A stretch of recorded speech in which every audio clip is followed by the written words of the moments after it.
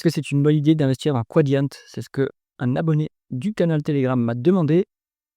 Vous pouvez rejoindre le canal Telegram via le lien qui se trouve dans le commentaire de cette vidéo. Pensez à vous abonner à la chaîne et activer la cloche si ce n'est pas déjà fait. On commence tout de suite avec le cours de Quadient. Bon, c'est pas très beau, hein. Donc on n'a rien fait, soi-disant. On était à 30 € au début de la période. On se trouve maintenant à 15,60 €. Ça inclut les dividendes, hein, en plus.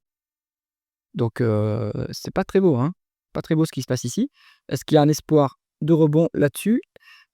Nous, on peut regarder que le quantitatif. Après, pour le rebond, il faut regarder quel est le marché de l'entreprise, quels sont ses segments, quels sont ses produits, etc. Donc c'est l'ancien Néo-Post. Ils faisaient des automates de poste, notamment. Après, ils se sont mis dans le logiciel. Donc pour l'instant, en tout cas, le cours d'action n'est pas, ne ne reflète pas une forte croissance, hein. Bon, alors, en croissance annualisée, enfin en croissance, on est en médiane sur -0,7, donc décroissance sur 10 ans. On a 3% de croissance sur 2024, c'est pas mal. Peut-être que c'est enfin le début d'une croissance qui se réamorce, mais en fait, ça vient surtout d'une acquisition apparemment, hein, donc il y a toujours pas de croissance organique. Donc on essaye de retrouver, vaille que vaille, de la croissance en rachetant des boîtes. Pour l'instant, à mon avis, ça porte pas trop ses fruits. Les acquisitions, c'est la moitié de la market cap, donc pas incroyable, hein, car qu'on n'a pas forcément créé beaucoup de valeur avec ces acquisitions.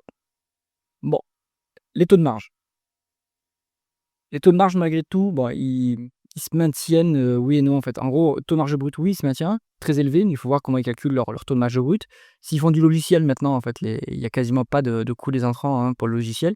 Par contre, le taux de marge d'EBITDA, forcément, en 10 ans, il s'est dégradé, quoi. Quand on fait de la décroissance, il y a un effet ciseau négatif. On passe de 25 à 19, à 19. Ça, c'est pas incroyable et c'est très difficile de compenser, en fait, la décroissance, via de l'efficience opérationnelle.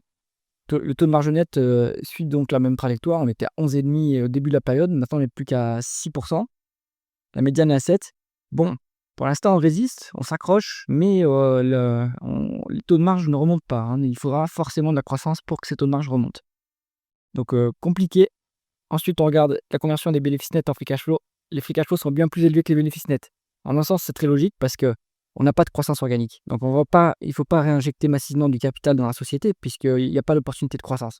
Donc, en fait, on va devoir continuer à déprécier après appareil productif et puis baisser la dépense en capital. Et c'est ce qui se passe ici, hein. Ça vous explique une partie. Ensuite, est-ce que l'entreprise est à BFR négatif? Non, mais presque. Donc ça, c'est quand même pas si mal. Est-ce que ce BFR, il varie dans le bon sens? Alors il y a quand même 200 millions de variations défavorables, mais ça semble, s'améliorer. Donc ça, bien, ça permet de quand même, redresser les cash flows. Est-ce qu'il y a du other non-cash items? Oui, 400 millions. Il faut regarder de quoi il s'agit. Est-ce qu'ils ont, amorti du goodwill, par exemple, des acquisitions qui finalement n'ont pas créé de valeur? Bon, peut-être que c'est ça. En tout cas, pour valoriser cette entreprise, si elle a pas de dette, moi je préférerais plutôt utiliser les free cash flow plutôt que le bénéfice net. Bon. Ceci étant dit, maintenant on regarde la rentabilité. Là, c'est pareil. La rentabilité était bonne au début de la période et puis, maintenant il y a plus de maintenant elle est plutôt médiocre, hein, donc médiane de 7. On plonge à 6,2. La rentabilité, c'est quand on perd des parts de marché et inévitablement, donc je disais sur un marché mature, mais en fait, ils seront disruptés par d'autres marchés, par d'autres technologies. Donc c'est très dur de maintenir la position concurrentielle et donc du coup la rentabilité en souffre, hein. Donc bon, il y a pas de croissance. Donc d'un autre côté, la rentabilité, c'est pas très grave vu que, la seule utilisation qu'on a des cash flows, c'est de faire des acquisitions et de rendre aux actionnaires. Donc bon, c'est pas si mal, mais c'est pas encourageant, quoi. Ensuite, l'endettement, c'est pas ce qu'on veut voir sur une société mature. On est sur une dette qui, qui est quand même à 3 fois, plus de 3 fois l'EBITDA. C'est quand même trop risqué. C'est quand même trop risqué et si vous regardez les acquisitions, hop, en fait, cette dette, elle vient d'acquisition, hein. C'est là, ici. Là, c'est bon, ils ont réussi un peu à faire une acquisition en remboursant la dette, mais c'est trop endetté comme dossier, il y a pas de croissance en face. Donc il y a pas de croissance efficace, le regardez. L'EBITDA, il est en baisse. La dette monte alors que l'EBITDA baisse. C'est pas jouable et pareil pour les free cash flow. Les free cash flow sont en baisse. Donc, s'il n'y a pas de croissance des free cash flow, donc là, en fait, il y a une erreur d'allocation du capital. Il y a une erreur de la gestion du portefeuille stratégique. Je vous renvoie vers les vidéos de Xavier Fontanet à ce sujet. Quand on est sur une activité vache à ligne, ce qu'on fait, il y a 2 options, hein. Ils essaient de le faire. On va essayer de se diversifier sur un autre marché. Apparemment, ça ne marche pas, puisqu'ils font des acquisitions qui ne créent pas de valeur.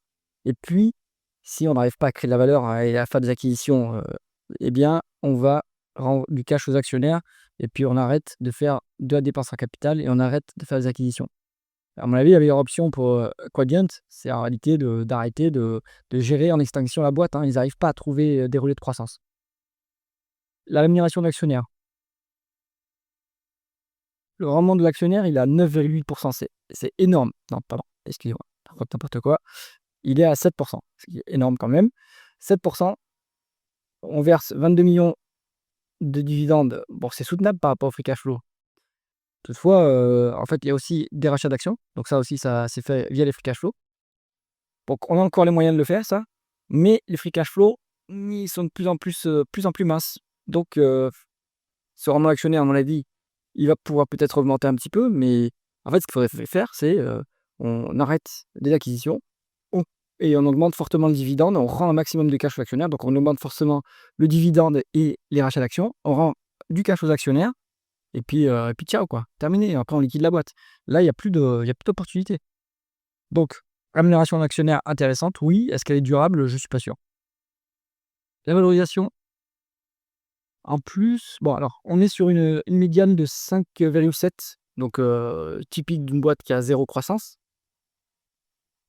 Actuellement, on a 5,8, donc on est sur cette médiane, mais maintenant c'est quand même très faible, hein, comme valorisation. Mais vous regardez, hein, au début, il y a 20 ans, on était sur des multiples bien plus élevés que ça. Normal, il y avait encore un petit peu de croissance.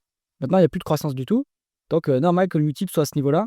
Et je ne vois pas de raison qu'il y ait une expansion de multiple sur ce dossier, puisqu'il n'y a pas il y a pas de relais de croissance. Donc, et la rentabilité est médiocre. Conclusion de Néopost, ben, c'est pas géré comme ça devrait l'être, c'est-à-dire une société qui rend du cash au maximum. Il y a trop de dettes en fait pour que ça soit sécurisé pour quelqu'un qui veut une rente. Voilà, donc typiquement, ce qu'ils essayent de faire, c'est appâter un peu les gens qui cherchent du dividende élevé. Ce rendement du dividende, il est élevé parce que le multiple, il est faible, donc le prix de l'action est faible, mais ce multiple est faible à raison. Là, c'est un value trap en fait. Voilà. Donc, à mon avis, plutôt à l'écart de Quadient. J'espère que cette vidéo vous a intéressé. Si c'est le cas, mettez un pouce vers le haut et pensez à vous abonner à la chaîne. À bientôt.